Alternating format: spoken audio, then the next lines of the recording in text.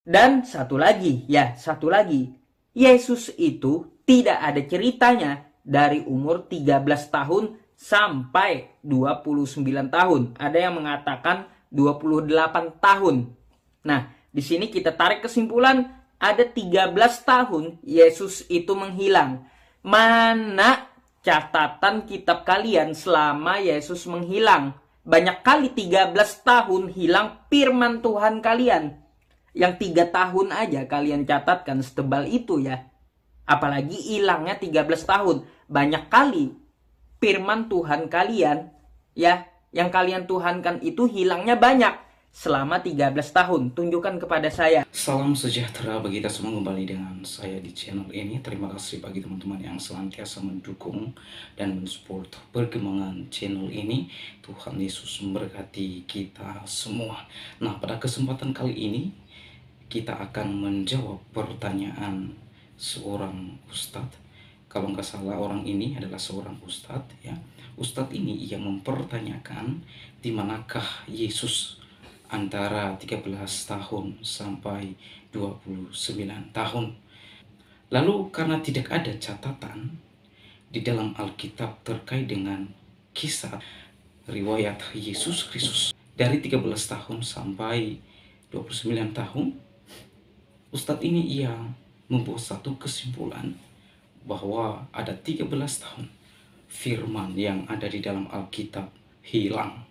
Nah, oleh karenanya saya mengajak kita semua untuk menyaksikan penjelasan dari Pendeta Dr. Bambang Nursina.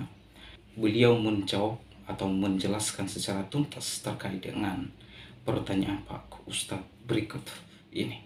Dan satu lagi, Yesus itu tidak ada ceritanya dari umur 13 tahun sampai 29 tahun. Ada yang mengatakan 28 tahun. Nah, di sini kita tarik kesimpulan ada 13 tahun Yesus itu menghilang. Mana catatan kitab kalian selama Yesus menghilang? Banyak kali 13 tahun hilang firman Tuhan kalian. Yang 3 tahun aja kalian catatkan setebal itu ya. Apalagi hilangnya 13 tahun. Banyak kali firman Tuhan kalian ya, yang kalian tuhankan itu hilangnya banyak selama 13 tahun. Tunjukkan kepada saya. Nah, kenapa antara umur 12 tahun sampai umur 30 tahun nggak dicatat dalam Alkitab? Membaca sejarah itu penting. Nah, disebutkan di dalam sebuah traktat ya. Traktat itu tulisan para rabi Yahudi yang mendokumentasikan tradisi mereka selama ribuan tahun. Traktat itu namanya Pirkei Avot. Pirkei Avot itu artinya The Ethics of the Fathers. Jadi etika para bapak bangsa, nomornya 21. Jadi Pirkei Avot 21. Itu disebutkan bagaimana urutan-urutan kehidupan orang Yahudi. Disebutkan Ben Hames Shanim La Mikra, pada usia 5 tahun orang Yahudi harus belajar kitab suci. Mulai dari baca hurufnya umur 5 tahun itu. Alef, Bet, Gimel, Dalet itu umur 5 tahun. Makanya disebut Ben Hames Shanim La Mikra. Mikra itu artinya seluruh kitab suci. Tapi dari dasarnya dulu. Lalu pada umur 10 tahun Ben Esher La Misnah, belajar Misnah lebih dalam lagi. Ya, misalnya. Kemudian pada usia ya ini 13 tahun di zaman Yesus usia 12 tahun Ben Hames Esreh La Talmud. Jadi pada usia 15 tahun dia belajar Talmud, tapi sebelumnya pada usia 13 tahun laku belajar hukum. Jadi menjadi anak hukum, misfot, bar miswah.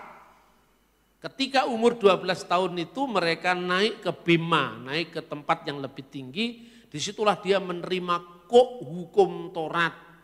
Nah, karena untuk bar miswah itulah Yesus dibawa oleh Bunda Maria dan Yusuf ke bait suci. Karena sejak umur itu Yesus menerima kok hukum Taurat. Karena Yesus secara manusia sebagai orang Yahudi. Baru kemudian tadi yang saya sampaikan.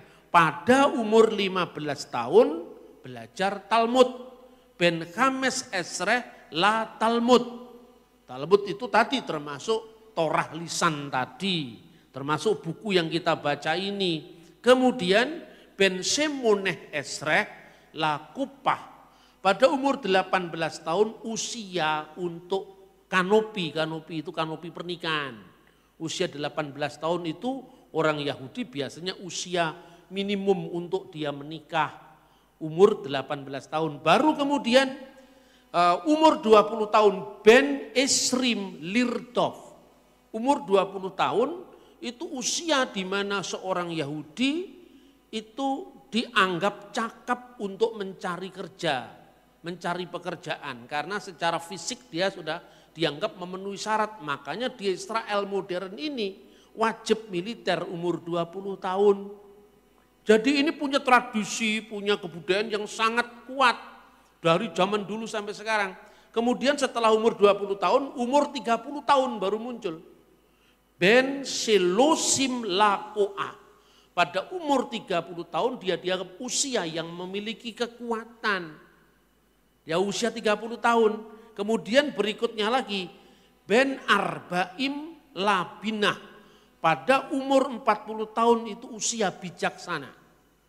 Kenapa umur 30 tahun disebut sebagai usia kuat secara fisik maupun psikis? Makanya seorang Yahudi boleh mengajar di depan umum sekitar 30 tahun. Sebelum itu tidak boleh muncul, umur 20 tahun ngajar nggak boleh. Umur 30 tahun dia boleh ngajar di depan umum. Itu ketentuan dari kebudayaan orang Yahudi. Umur 40 tahun dia disebut sebagai usia untuk binah, bijaksana. Baru umur 50 tahun Ben Hamisim la Etsa, usia untuk orang bisa didengar nasihatnya. Maka ketika Yesus mengatakan Abraham bapamu melihat hariku dan dia bersuka cita karena ia telah melihatnya. Apa kata orang Yahudi? Umurmu belum sampai 50 tahun. Bagaimana kamu menyatakan hal itu? Kenapa? Kamu belum usia 50 tahun yang layak didengar nasihatmu karena usiamu baru 30-an tahun. Bagaimana kamu mengatakan hal itu? Itu karena memang ada dokumennya di mana orang Yahudi itu boleh memberi nasihat, didengar fatwanya, didengar petuahnya ketika umur 30 tahun. Makanya ketika sensus bangsa Israel di padang gurun, di kitab Bilangan, ambillah anak-anak antara usia 30 tahun sampai 50 tahun bertugas di kemah suci, ya kan? Karena apa? Itu ada usia-usia yang sudah dijadikan patokan oleh orang Yahudi dari abad ke abad, mulai dari zaman Musa sampai hari ini. Makanya tidak perlu tahu Sweet 17 Yesus di mana. Itu bukan budaya orang Yahudi. Lah ini kan salah kan? Wah kelihatannya dia hanya Alkitab. Tapi keliru karena membaca Alkitab menurut kebudayaan orang Barat, menurut kebudayaan drama Korea. Akhirnya keliru semua karena apa? Yesus bukan orang Korea, Yesus bukan orang Jawa, Yesus bukan orang Barat, ya kan? Nanti langsung seneng pada drama Korea. Alkitab dimaknai sebagai budaya Korea itu kan keliru. Itu namanya bukan eksegese tapi eisegese. Memasukkan makna Anda dalam teks dan tidak tahu konteksnya diisi dengan kebudayaan non kitab suci, bukan kebudayaan Yahudi. Jadi ungkapan setelah genap waktunya Allah mengutus anaknya yang lahir dari seorang perempuan dan tunduk kepada hukum Taurat itu bukan kebetulan. Itu pola penggenapan yang oleh Allah tuntun atas bangsa Israel yang digenapi dengan kedatangan Sang Kristus. Lalu berikutnya supaya lengkap ini. Ben Sisim Lasikna pada usia 60 tahun itu usia di mana dia dianggap mulai tua. Jadi kalau saya ini belum 60 tahun itu belum tua. Nanti kalau sudah 60 tahun siknah itu usia kematangan orang tua. Kalau orang Jawa menyebut itu swida itu artinya. Usia matang, itu umur 60 tahun. Kemudian usia 70 tahun. Ini semua ada ayatnya dalam Alkitab. Hanya karena kita tidak tahu saja. Ben sif'im la se'ifah. Umur 70 tahun itu sempurna dalam usia. Kenapa? Karena umur manusia adalah 70 tahun. Itu di dalam Mazmur pasal 90, ya kan? Lalu usia 80 tahun itu disebut gevura. Ya ben semonim la gevura. Usia tambahan kekuatan. Dan apabila kuat 80 tahun, ya kan? 70 tahun itu usia manusia yang dianggap sebagai usia sempurna. Ya, karena manusia setelah zaman Musa seperti doanya dalam Mazmur 90 itu, manusia berumur 70 tahun. Kalau kuat 80 tahun, maka usia 70 tahun disebut seifah, sempurnanya usia. Selanjutnya kalau kita diberi kekuatan itu bonus, makanya disebut pada usia ben semonim la gevurah. Gevurah itu agung, besar. Besar karena apa? Semata-mata karena tambahan yang Tuhan berikan, tambahan kekuatan dari Tuhan. Lalu usia 90 tahun itu disebut bentis'im lasu'ah, usia mulai bengkok. Nah, buktikan sendiri. Nanti kalau usia 90 tahun kan sudah mulai ini. 90 tahun usia bengkok. Kecuali kalau Anda olahraga mungkin agak ditunda sedikit. Ya toh? Ini Pak Pendeta ngajari saya supaya olahraga, supaya nanti menjelang switch saya masih tetap kuat. Doakan saya, saudara-saudara. Amin. Dan kemudian baru usia purna, itu usia 100 tahun katanya. Ben me'ah, me'ah itu 100.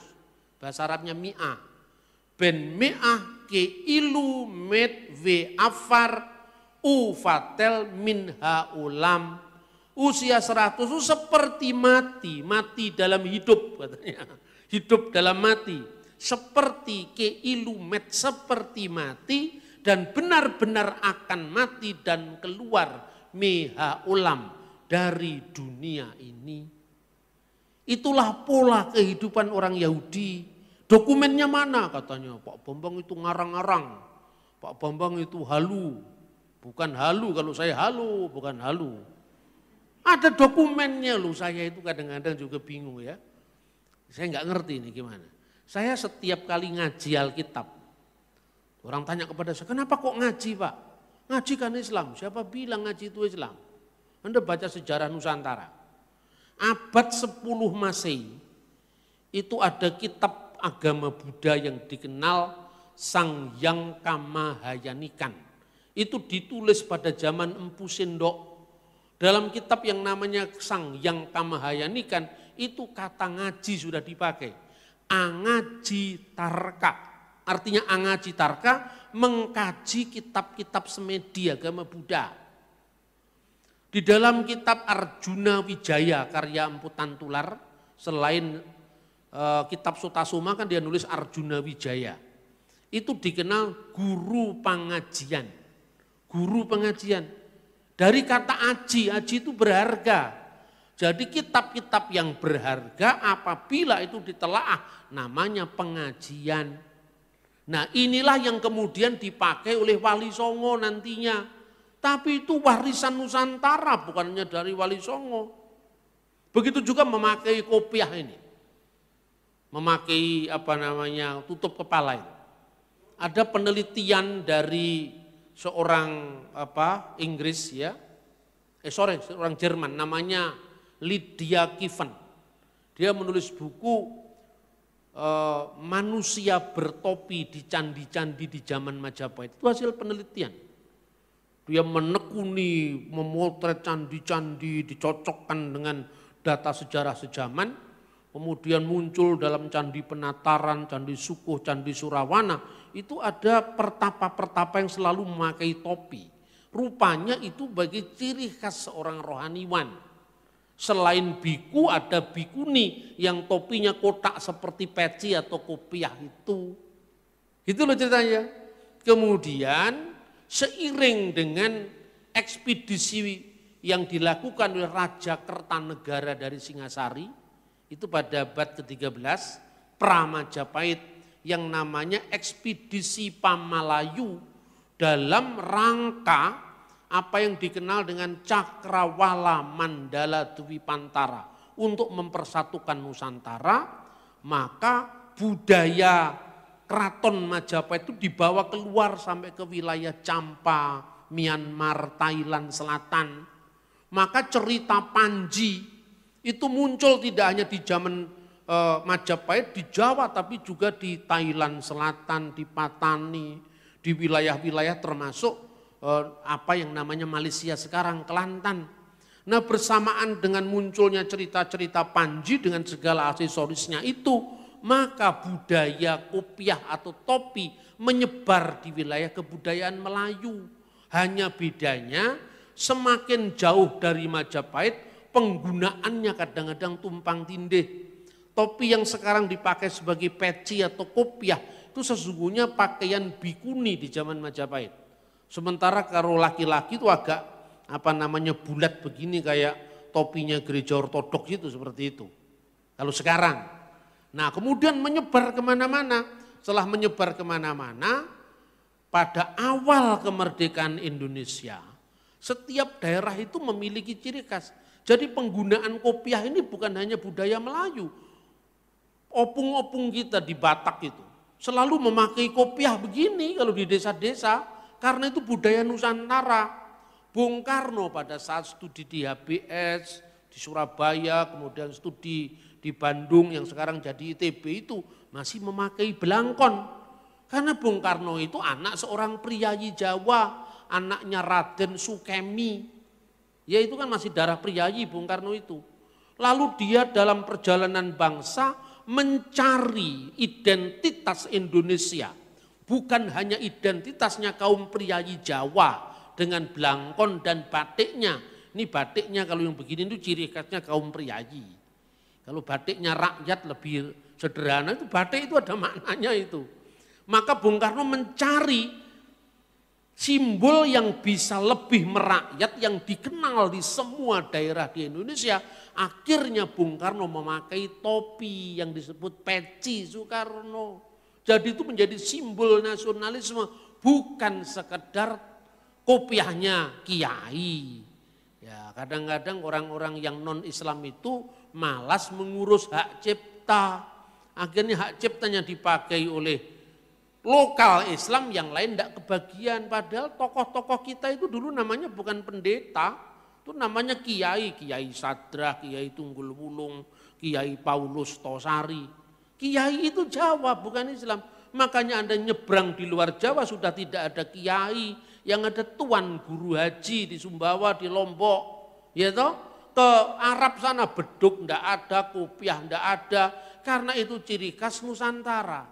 Betapa pentingnya budaya ini di dalam konteks iman. Karena itu melalui apa yang disebut di dalam tahapan-tahapan umur orang Yahudi, itulah kita bisa memahami kehidupan Kristus.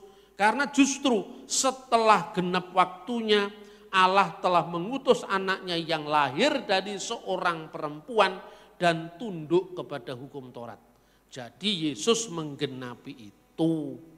Paham saudara-saudara? Nanti berikutnya kan saya teruskan. Kenapa di gereja ada dua tradisi? Ya, apakah Trinitas itu yang karena tidak ada judulnya di Alkitab itu salah?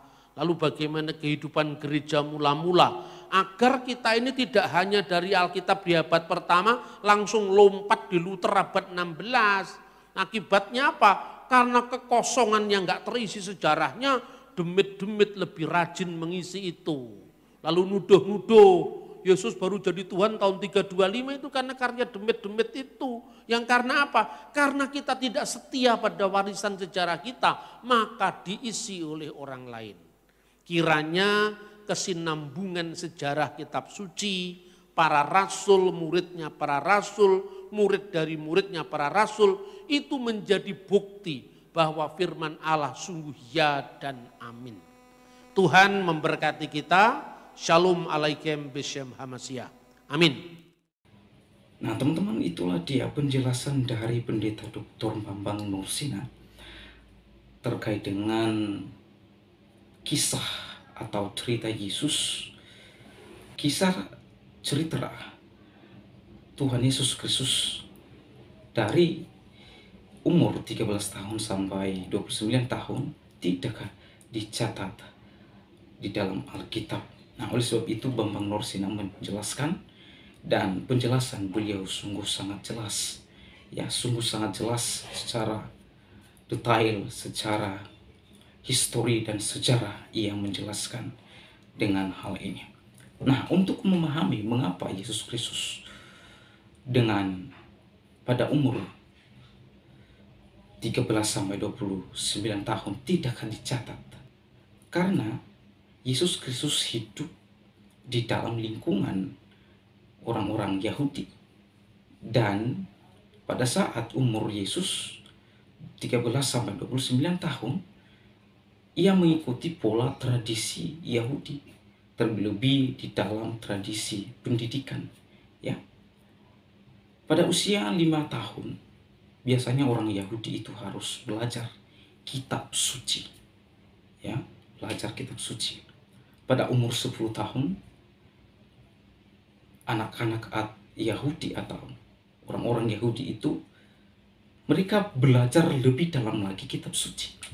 Ya, belajar lebih dalam lagi untuk mengetahui kitab suci. Pada usia 13 tahun, mereka atau pola pendidikan Yahudi, anak-anak Yahudi itu mereka belajar terkait atau tentang hukum, ya, atau disebut dengan hukum Taurat. Ya, pada usia 15 tahun di sana orang-orang Yahudi, ya, belajar Talmud.